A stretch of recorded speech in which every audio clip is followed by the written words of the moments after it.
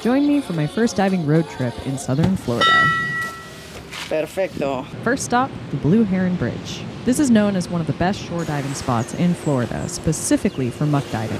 What is muck diving, you might be asking? I always describe it as diving in a place that looks barren to the untrained eye, but when you get close to the silty, sandy bottom, you find an explosion of unusual marine critters. This is a shallow dive site. Literally, the average depth is about 10 feet, and it's right next to a busy boat channel, so you have to drag a dive float with you the entire dive. The Blue Heron Bridge is very tide dependent, so you have to plan around slack high tide. And because of that, you won't be the only dive team in the water. The dive site is full of weird and wonderful creatures.